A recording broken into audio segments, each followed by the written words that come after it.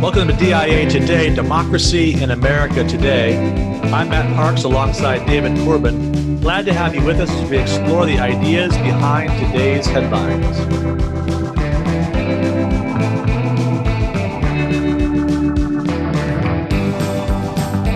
How are you, Dave? Great. First visit from family out to Texas. Most of us are Irish, which means the goal every yearly anniversary is to continue to have the anniversary yearly. You know, it's a fail if you're planning for 2025. So we're 3 days in, a couple arguments. It's a contentious age, but still 4 days left. We could turn this around and begin to plan things for 2021. So I'm hoping. Okay. And nothing of it has to do with me. I am a wallflower, peace-loving individual, as you know. I never stir the pot. So whatever's gone wrong in the last 2 days, I've had no part of it. That's good. No, I've always known you to do that way. So let's stay out of confrontation. Always the peacemaker. Well, speaking of which, some disappointing developments for you probably out of Seattle, where Chaz has become Chop, which isn't quite the same thing as a nickname. I don't know if you were following that a little bit, but apparently they're no longer autonomous. They're just occupying. Okay. So they had to go CHOP, Capitol Hill Occupied Protest, rather than Capitol Hill Autonomous Zone. Apparently they still need local water and utilities, among other things. And so it's not actually a new country after all. So I don't think Chop Corbin, maybe Chopper, but that would have been like California Highway Patrol. So I think, I'm probably not going to return to Chaz. I have enough names as it is, so we'll stick with those. Yeah, it feels a little 70s. Okay. All right. Well, you got to keep moving forward. Yeah, we had a good week. It was our anniversary, and right behind me on the bookcase, you can see a new item, which is a bust of Alexis de Tocqueville my wife got for me on eBay, which is pretty cool. Made a number of years ago by a guy who worked on Disney movies, of all things. And so I now have that along with a copy of Democracy in America to give us inspiration for the show. Excellent. Congratulations. Thank you. Yeah, no, we had a good week. Now, last week, we were looking at the beginnings of a conversation on the pursuit of justice, and we focused on the move from protest to politics, inspired by Bayard Rustin's essay of the same name from 1965. And we talked about pursuing justice with urgency, wisdom, and charity. And this week we're going to pick up that conversation in some ways where we left off, thinking about pursuing justice with persuasion, literacy, humility, and mercy. So we're trying to get a sense of what it means to aim for justice, to accomplish justice by just means. And so we've got some more interesting readings to reflect upon and some more headlines to take a look at as we head down that path. So let's turn to those headlines now as we see the kind of illiberalism that's beginning to emerge. And we've seen this for some time. We've seen the Twitter mobs, but it seems like it's been ratcheted up in intensity. And the examples of this are coming fast and furious. So over at National Review, they've got a list they're compiling, the cancel counter. And it's a real mix, right? There's certainly some things on the list you'd say, you know what, I'm not sure we need that after all. But there's other cases that are real head scratchers. And there's a lot of evidence that a lot of action is being taken based upon passion rather than judgment. So let me just give you a little taste of this, the last few items on their list as of Friday morning. Last night, there was the toppling of the statue of George Washington in Portland, Oregon. Previous story concerned the shutting down of a cafe in Omaha, Nebraska, after 2 days of protests, which had been triggered by accusations that the owner's son had made racist posts on Facebook and that there was an item on the menu called the Robert E. Lee. Now, you work a little further down, and the 42nd item on the list is a story out of San Diego that's gotten a little bit of attention in the last few days, where a man named Emmanuel Cafferty, who's a Mexican-American, had been driving a truck for the San Diego Gas and Electric Company.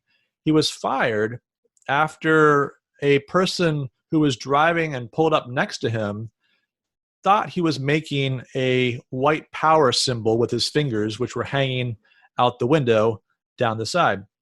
And so the passerby took the photo, uploaded it to Twitter.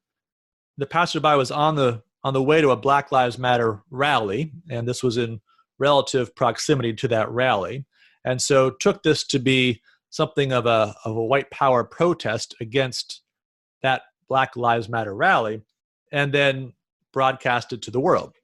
Well, the company investigated very rapidly, and essentially over a weekend, as he tells his story in a radio interview I listened to, decided to fire him. What he says is he's just stretching his fingers. He's a guy, he says, in the back half of his 40s, drives a lot, his fingers get stiff, he stretches his fingers. And if you look closely at the picture, the symbol he's supposedly making, it's not really quite that. So we got a case where somebody takes it upon themselves to do Twitter justice, and the company responds with this very quick investigation, and the guy's gone. He's gone from what he calls his dream job 6 months into what he hoped would be a 20-year or so tenure on the way to retirement. This is where we are, right? We've got the good, the bad, and the ugly. And we can go through this whole list, and there's probably some things you'd say, good riddance, that statue wasn't really something we needed to value anyway. And others where you'd say, I don't have any idea what's going on. What kind of snap judgment are we talking about? And then some cases that are probably in between. But what's striking in all these instances is just how little process there is, how little effort to collect facts, reflect, make rational judgments, evaluate evidence, and all the rest. What do you make of it all, Dave? Well, you use the phrase snap judgment. So what I might call this, that we're seeing in each of these cases, and there may be differences in some rather than the others, but a snap judgment justice. And a snap judgment justice is not justice. It's not equality before the law. And it can't be because everything that happens in this world has some sort of truth to it that requires patience. It requires kind of seeing what happened, reviewing the facts, and then making a judgment thereafter. But the snap judgment justice doesn't do any of that. And I think in the case you just mentioned of that the poor driver, if the individual is looking for an injustice, if we're provoking injustice, you're actually trying to bring on an injustice upon yourself, which is, I think, just absolutely wrong. And there's plenty of injustice to go around as there is, and we know this. But if you're looking for it, who in fact is the person who's doing the wrong? The person who's looking and kind of provoking it, or the person who actually rightfully deserves our condemnation for being unjust? Yeah, now the interesting epilogue to all this is that the person who uploaded the photo has since deleted it and said that he never intended Mr. Cafferty to lose his job. And let's take him at his word, and that wasn't the intention. I'm not sure what your intention is when you upload a photo like that to Twitter and send it out to the world. Obviously, you're wanting some consequence. You're trying to do something, but let's take him at his word that he didn't intend for Mr. Cafferty to lose his job. Nevertheless, he has lost his job, and no doubt there will be a process here. I'm sure there's union grievances being filed and all the rest. What's striking, the radio interview I listened to with Mr. Cafferty was just how well he was taking it. And they asked him, well, what do you want? A big apology? You want lots of money? What do you want? He said, no, I just want my job back. And there was no fanfare. It seemed like a person who was somehow rising above the passion of the moment and trying to figure out how you navigate a world that, at least in his small corner of it, seems to be spinning out of control. Yeah, and I think there are a lot of Americans out there like that, Matt, who are just, wondering when that's going to happen to them, and hence people just they turn silent. They don't say anything. They don't want to rock the boat. They don't want to act, and they're compelled not to act by anything that they see out there that suggests that anything that is against wherever the culture is moving is unjust, and I think that's terrible. We need to have an active, participatory citizenry who's out there and working hard for justice, not one who's afraid that their next misstep is going to be broadcast around the world.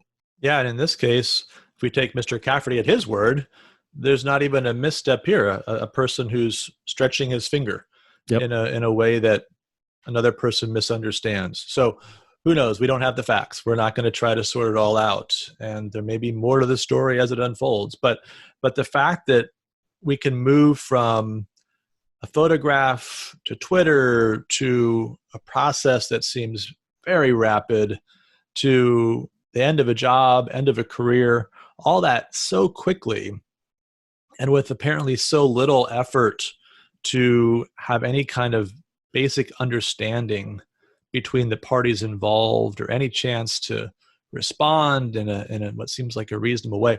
All this is not the way to do justice.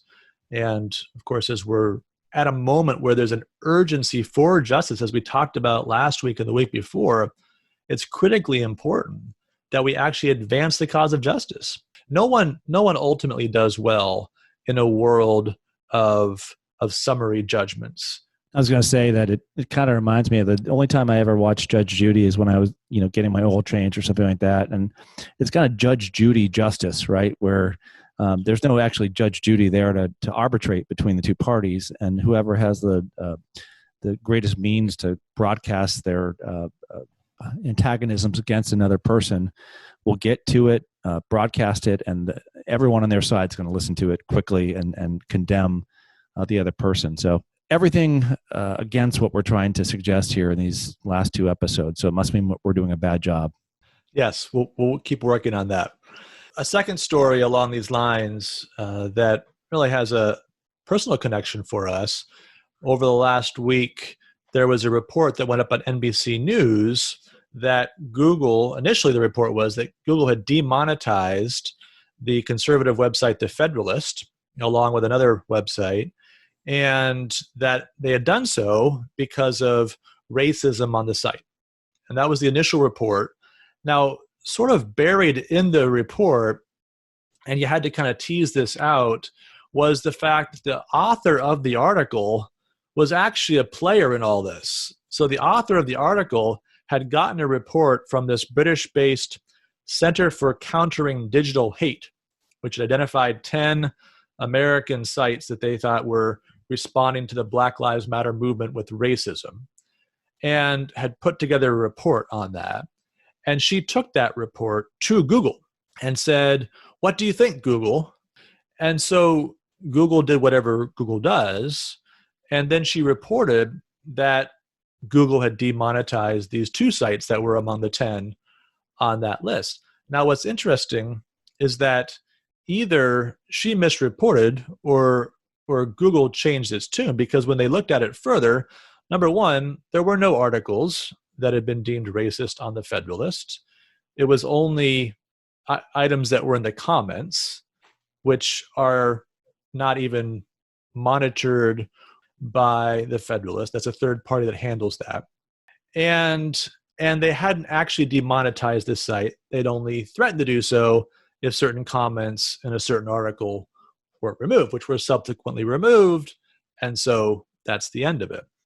But when you unpack all this, you have the striking fact that somebody working for NBC News, working in the news verification unit, apparently took it upon herself to go after these 10 sites, maybe these two in particular, and to try to get to a point where, obviously, if you're demonetized from using Google Ads, that's a major hit in terms of the financing of a web magazine, which is what the Federalist is. Now, I said this as a personal angle to it because for about a year and a half, not quite a year and a half, we wrote an essay every week on the Federalist papers. What is the Federalist? The Federalist is not, as the article described it, some right-wing website. It's sort of mainstream conservative. It's provocative sometimes, as David Harsanyi, who used to be a senior editor there, now at National Review, wrote at National Review, sometimes it's very provocative. And he responds, so what? It's not racist. It's not far right. It's not fake news. This is mainstream right of center stuff. And NBC News is going after him. It's crazy. I mean, I've read much more on the Federalist when we were writing for them, but I do. I mean, Molly Hemingway, Sean Davis, the whole crew there. I think there's a lot of excellent journalism there, and there's a lot of investigative journalism that's trying to get at the truth, and certainly it could be rightfully deemed center right, but I do believe that if something happened that they had to report on in which there wasn't kind of a spin that could be made by the right, that they either say that themselves or allow someone to write something on that. I always found them to be very intellectually honest. So I find this it's problematic, but in a way it kind of shows you just how influential sites like the Federalist have become. And I think it speaks in particular to a group of very interested people who are willing to read a little bit more, do a little bit more homework than your average site, and those are probably more dangerous sites these days, as we'll see in later on our coverage of this topic. Yeah. Now, the author of the article tried to kind of back off. She initially posted the story, and then kind of a congratulatory tweet to herself and those that were involved, and then said, "Well, I wasn't really a collaborator on this. I was just asking for comment." Tried to kind of arm's length it. But, the story was generated in essence by NBC News and then reported on NBC News. And, there's a happy ending in the sense that the Federalist is able to keep doing what the Federalist has been doing.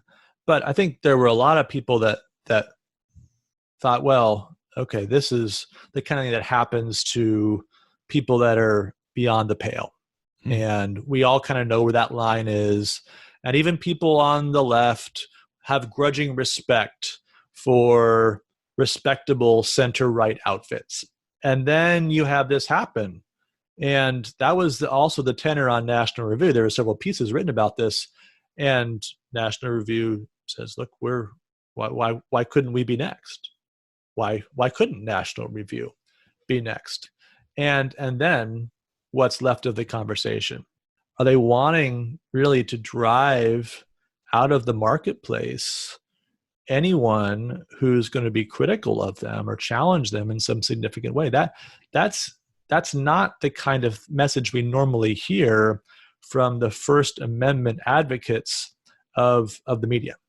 Right? We hear a lot about free press, but are they willing to extend that freedom to those that they have deep disagreements with? Which I think in summary, Matt, I think that we need to really do everything we can to resist that authoritarian temptation to settle differences by appeals to force. Last week, we referenced Thomas Jefferson. Every difference of opinion is not a difference of principle. And that's a true statement. But for those who don't want there to be any differences of opinion, if they're going to settle differences by appeals to force, then what they're telling us is that there's not going to be an allowance for any difference. Moving further and further in the direction of whatever pleases your ideology. Yeah, and the point that we're making is not, again, that there aren't websites to be condemned or monuments that should be removed or any of the other things that are on these lists, right? We're not able to investigate them all ourselves with a thoroughness that would be required to make an educated judgment, but that's exactly the point. That's not what's happening. And there's this effort to judge a matter without any kind of serious investigation that leaves us all much the poorer when it comes to our ability to engage topics and difficult, challenging topics in a way that's rational, reasonable, generous, merciful, and then ultimately just. Which leaves us longing for required reading. Let's do it. Here's what's on the required reading list for today. I gave everyone a longer assignment last week to read a 30-minute essay that really kind of tested whether or not any of the readers could get through it all without being distracted. Even myself, the person who assigned the essay, found levels of distraction in that. But in addition to that essay, I think I want to begin today with an address made by Abraham Lincoln, February 22nd of 1861 in Independence Hall. And I think it's very important to kind of read what he is suggesting here about making arguments. And this whole segment, these three segments, last week, this week, and next week, are about the pursuit of justice. And today's question, or really theme, is what are the impediments to the pursuit of justice? So here's one. Persuading someone else of your argument is a very, very difficult task. So what does he write here in this address? He says, Mr. Cuyler, I have never had a feeling politically that did not spring from the sentiments embodied in the Declaration of Independence. I have often pondered over the dangers which were incurred by the men who assembled here and framed and adopted the Declaration of Independence. I have pondered over the toils that were endured by the officers and soldiers of the army who achieved that independence. I have often inquired of myself what great principle or idea it was that kept this Confederacy so long together. It was not the mere matter of the separation of the colonies from motherland, but that sentiment in the Declaration of Independence which gave liberty not alone to the people of this country, but I hope to the world for all future time. It was that which gave promise that in due time the weight would be lifted from the shoulders of all men. This is the sentiment embodied in the Declaration of Independence. Now, my friends, can this country be saved upon that basis? A lot of what we're trying to do in this show in Democracy in America Today is to understand what that basis is and to apply that basis to current events. Lincoln then says, if it can, I will consider myself one of the happiest men in the world if I can help to save it. If it cannot be saved upon that principle, it will be truly awful. So what is he saying there? All men are created equal, and they're endowed by their Creator with inalienable rights. Right? That speaks to this principle, right, of equal rights for all, right, and impartiality for no one, privileges, for no one. And we're living in a world and a culture that is setting aside that principle, setting aside a lot of what that principle stood upon, the truth of Christianity, that we are all made in the image of God, and replacing it with this new philosophy of intersectionality, of power, of identity, of wherever you stood in the past historically. And what Lincoln is saying here is the way forward for humankind is to understand the commonality that we have in being created in the image of God, being created equal, and the tenuous nature of a regime that's built upon that truth. It doesn't live up to it perfectly, but it's built upon that truth. And he wants to save it upon that principle. But if it can't be saved upon that principle, that would be truly awful. And I think that tells you from a standpoint of a great statesman and philosopher what he knew that he was up against in 1861. And I think from that point on in American history, anyone who has embraced those ideals and those principles has been up against that same thing. We're up against it today, but it's the basis upon which we enter into the fray. It's the basis upon which we argue. And if we can win on another basis, it's not worth winning. It gives you really three options here in this speech. One is that you keep the principle of human equality and you win. That's the outcome he wants. And he would love, as president-elect, to be able to help to save the country on those terms. The second option is you hold on to all men are created equal, but you lose. You don't know when you enter into political combat if the just side will win. It's just not the case that justice has to triumph. Justice does not have to triumph in human things, and it's possible for regimes to improve and also for them to get worse. There's no reason to expect that we have to always be on this onward and upward path toward a greater measure of justice. We can lose our way. We can abandon truths that were previously affirmed.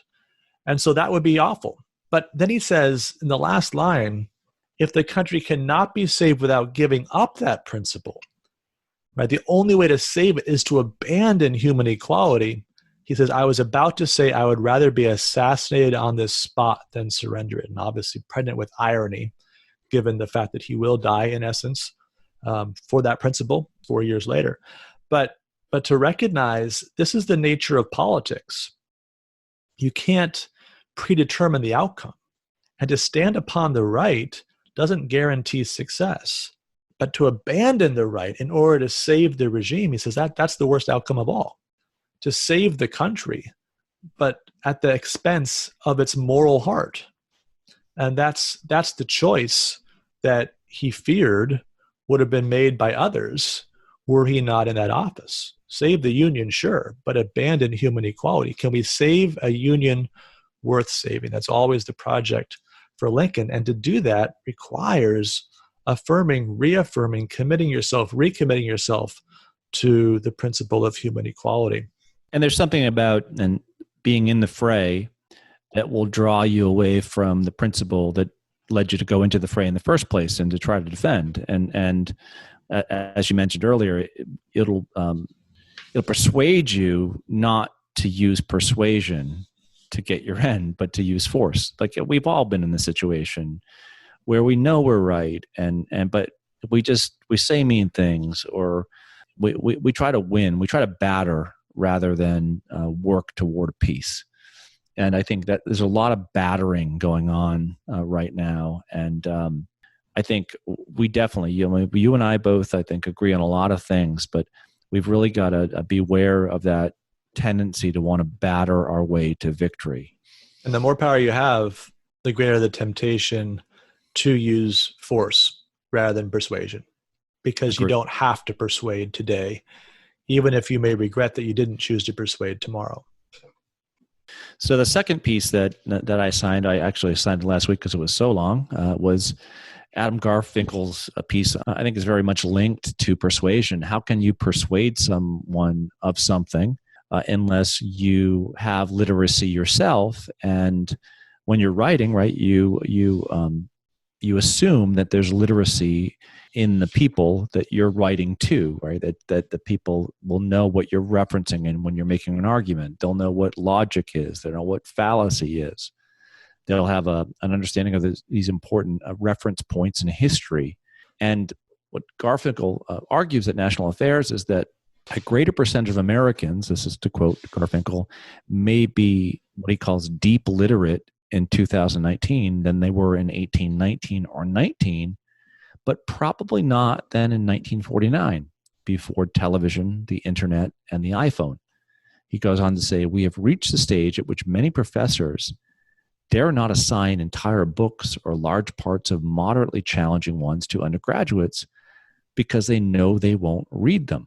And while more Americans are graduating from four-year colleges than ever before, the educational standards of many of those institutions and the distribution of study away from the humanities and social sciences suggest that a concomitant rise in deep literacy has gone unrealized as the degree factories turn.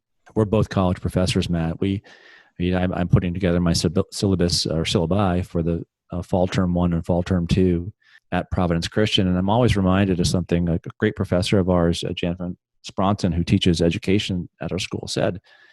You got to remember that a lot of our students who are entering into college have not read a book in full since fourth grade. Now, any of our listening audience who hears me say that, please ask your son or daughter, when's the last time that you read a book in full? And I'm sure there are some of our listening audience who train their children up to be readers.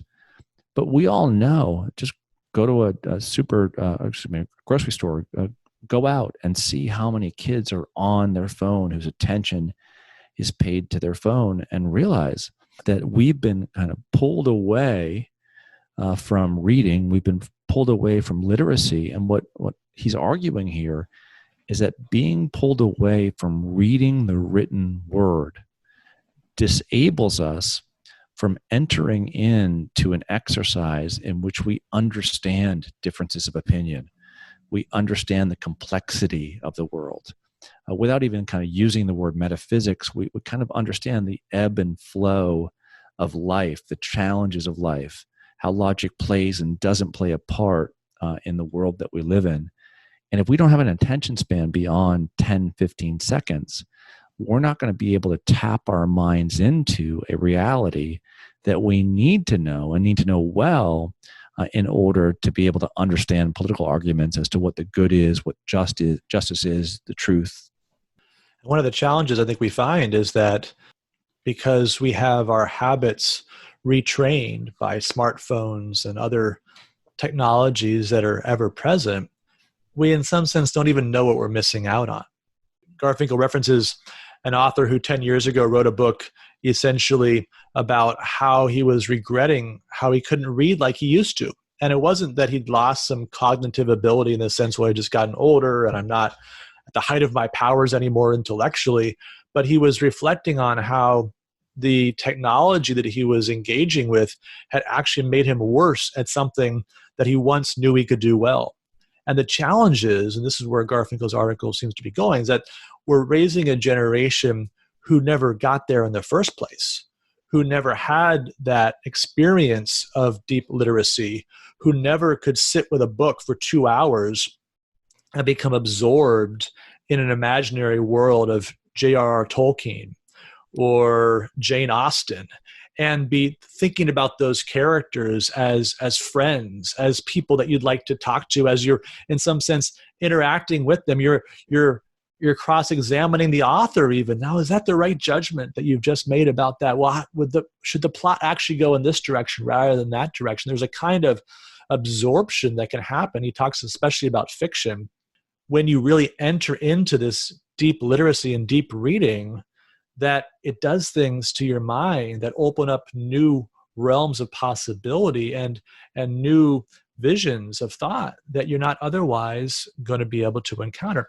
And if we can't do that, and we don't realize we can't do that, and no one around us is doing that, then we have a problem where we all maybe have some sense, boy, my attention span seems short. But compared to what? Because that's what everybody else's attention span is. And so I don't feel like my opinions are any less informed than anybody else's. My snap judgment isn't any more unreasonable than the other person's. And so we lose something that, according to Garfinkle's argument, is really a fundamental human quality of being able to judge through the kind of informed literacy that the written word allows.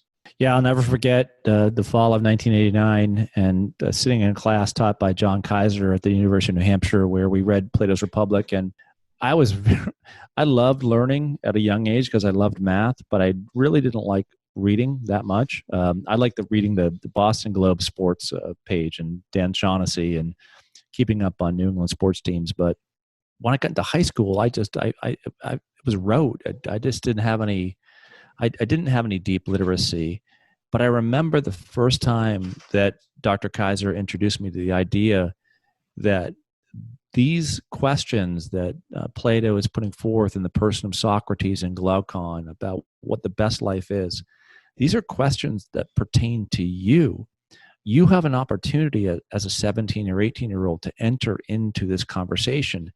If you don't, you're very much like the Walking Dead. And that left such an imprint upon me that I wanted to be that person who shared that like otherworld experience of deep literacy with others. And it reminds me, I'll just say real quickly, we haven't mentioned Tocqueville yet, even though this is episode 5. And Tocqueville writes famously in Democracy in America that Americans, more than any other people, very much practice a Cartesian philosophic method. And the way I always teach this is that, Descartes by I think, therefore I am. And the emphasis for Americans is on the I. If we live simply as I's, that are kind of solely thinking about what things mean to me, and we can't commune with an idea or with another person in a dialogue, then that type of an Americanism of I-ism of I think, therefore I am is a very, very dangerous thing, one that Tocqueville will say later on will lead to the tyranny of majority opinion, because we get so scared of actually, we get out of the practice of communing with one another and with great ideas that we turn to herds, define our actions, to define what's right, which I think is going on a lot, as we see earlier in this conversation. Now, I think one of the things that's pointing to, and that the Garfinkle article is also pointing to, is a kind of intellectual humility. Ironically, and of course Socrates is the example par excellence of this, that as individuals grow in wisdom, part of that wisdom is a recognition of what they don't know and an appreciation of the limits of what they've understood. And so to have opinions that are wisely formed, the more you learn, in some sense, becomes more difficult. You become more interested in qualifying those and making sure you've got the nuances just so. And if we never get that deep learning, then we miss out on the lessons of humility that an encounter with great authors can often teach. I was going to say, it's liberating, Matt. You begin to say, oh my goodness, the feast that is before me, how awesome is it going to be for me to kind of dig deeper and to spend 2 hours on this each day. It's humility is a very joyful experience if you can get there, because you wonder is amazing. Yeah, and so we're reminded of Augustine and his Confessions, and as he works his way through a whole series of intellectual schools, and he finds them all wanting. He sort of gets to a point where he understands the school perhaps better than its best advocates, and yet it doesn't have the answers to the questions, and he finds that it's not good enough. And finally, he comes to Christianity and to Christ, but rather than kind of this triumphant discovery of now I have super wisdom and I can lord it over everybody, it goes the other way.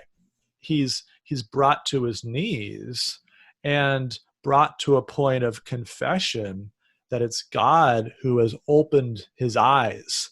It wasn't the great powers of Augustine's intellect, as mighty as that was, that Augustine attributes to his understanding. No, it's the work of the Holy Spirit. It's God's mercy in opening up to him truths that were too deep for him, and yet in some sense also simple enough for a young child to appreciate.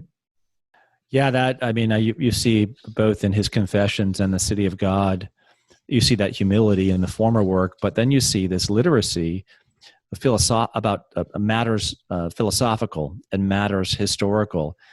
And he puts this all together, and I think he comes up amazed at how all things philosophical, historical, and theological intersect at the cross. And that is a reaffirming moment for him, this intellect that could have been very arrogant, but that stresses humility throughout this work. Yeah, so we mentioned 4 words at the beginning of the program: persuasion, literacy, humility, and mercy. And I think mercy has been entwined with all of this, but to recognize the need to persuade, to do that based upon a deep understanding of that which actually is, to have the humility that comes with an encounter with serious ideas and the exchange of serious ideas, leads one to mercy, leads one to an appreciation of one's own weakness that allows one to extend mercy to others in an accounting for their weakness. And so I think as we try to plot this pathway to justice, and we're going to say more about the pursuit itself and the objects of justice in our next program, but as we think about this in light of these readings, right, there's a picture here for us that is deeply embedded in Christianity and its account of who we are as human beings, that shows us a pathway forward that heads toward justice in the richest sense, and yet does so in a way that can bring everybody along, right? That can bring people along rather than simply condemn, divide, bludgeon, and defeat. We're running out of time, Matt. The Shakespeare scholar in me wants to mention measure for measure, but that's for another show. So we'll leave it at that. All right. Well, we've got our two remaining segments. First, opening the grade book. And this week, we're going to go back to sports. We've been waiting for sports to restart. We had a chance last week to make some predictions for the Premier League. We'll talk about that in just a minute. But we've been especially waiting for baseball to return. And it seemed like 3-4 weeks ago, baseball was on the point of returning. There was a plan. The owners seemed to be behind it. There seemed to be some optimism that this could go forward. 82 games, at least half the season, basically. Extended playoffs, and off you go. And here we are a month later, and there's still no deal. So our grade book is a simple one for this show. We're going to grade the owners and grade the Players Association. What do you make of all this, Dave? What grade do you give the owners? Let's start there. I give the owners a higher grade than the players. I think that the whole idea of prorating has to account for fans in the stands. If they're not there, I'd ask, well, what percentage of all MLB revenues come from attendance? I'd have an accounting firm, if need be, like figure that out so that it's understood by both players and owners. And if that's something like 40% of all revenues for the MLB come from stands and they're not going to allow that to happen, okay, that money's cut from the top. And you're left with about 60% of, I don't know if that's the number, but you're left with 60% of revenues. And then you prorate from there. But I don't see how it's fair to not account for the fact that there won't be any fans in the stands.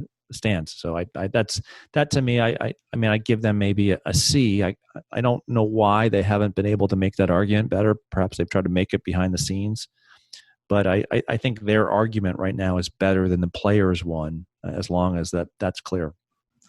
Yeah, it's been very frustrating because obviously there's got to be some accounting for the fact that you don't have that revenue.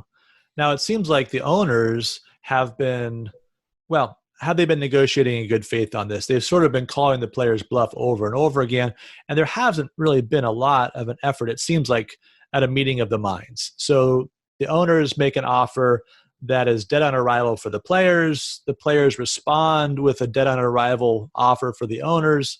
And so we finally got to the point in the last few days where the owners are saying 60 games, full prorated salary. The players are saying, no, 70 games, and there's a few other revenue things around playoffs that divide them. But it feels like surely we can just say, okay, 65. Can we just start playing? But of course, 65 is a ridiculously short season. I mean, it's like the NFL playing 6 games and then heading off to the playoffs onto the Super Bowl. So, it's already at the point where the delays have cost us any kind of season that's going to have historical integrity. You're going to have some games, people will add to their career totals, but the batting averages won't be meaningful. The ERAs won't be meaningful. The numbers around baseball, right? No one's going to hit 30 home runs. No one's going to get 100 RBIs. And the whole race to the playoffs will be so different from what it normally is. It's just going to be a different sport. And I think they had a chance to do better than that, but they just couldn't make it work. I'm going to give the owners a C- on this. I'm going to just say I'm going to give the players a D. I think they've been at the margins a little bit more unreasonable, a little bit more unwilling to negotiate. A pox on both their houses. We could have started July 4th with some great celebration of America's pastime on America's birthday.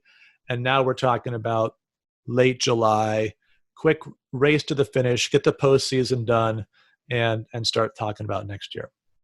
Yeah, I mean, I'm in contract negotiations right now with Providence Christian in Pasadena, and I'm aiming for. I mean, I make $10.7 million a year as their VPAA, and I said I'd go down to $8 million. So, I mean, and part of me understands, what the players are going through here. You're a fair guy. Yeah, no, that's pretty reasonable of you to offer that kind of discount. And part of what I'm doing is online, so I figured, right, give the college $2.9 million.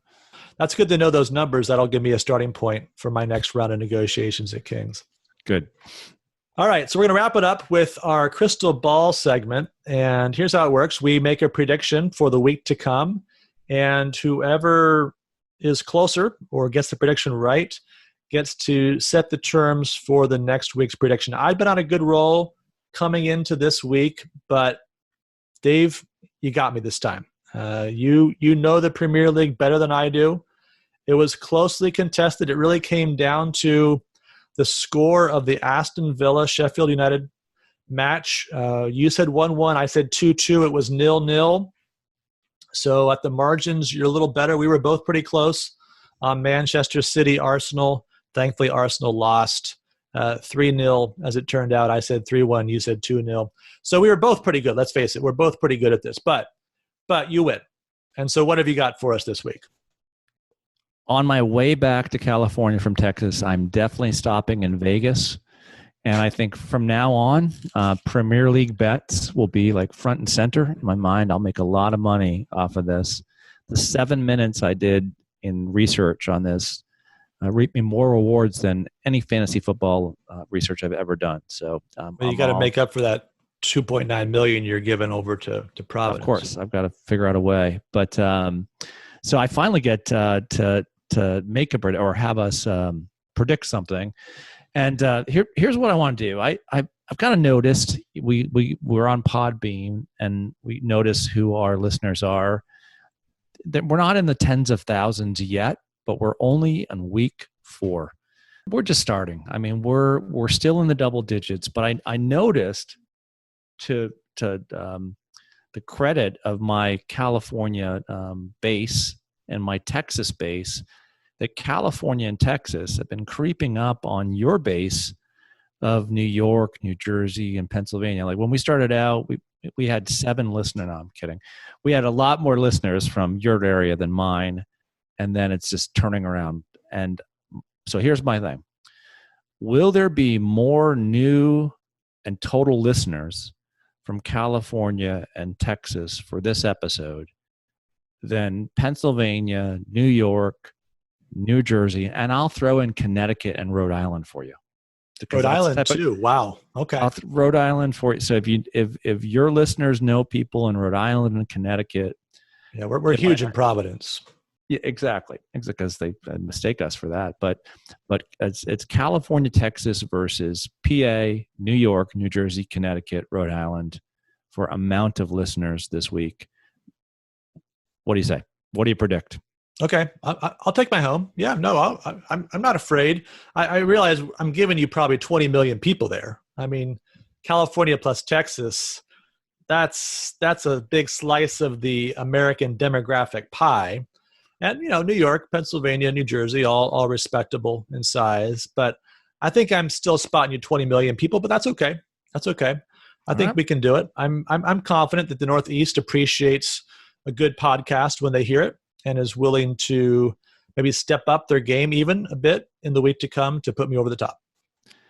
So don't let me down. All our listeners in California and Texas, don't mess with Texas or California this week.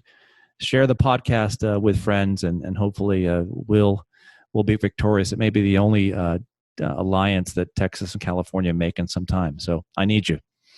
Now, the thing that is a little bit disappointing for me is, my wife's family is from Texas. So I'm going to have to tell them, stay off the pod this week.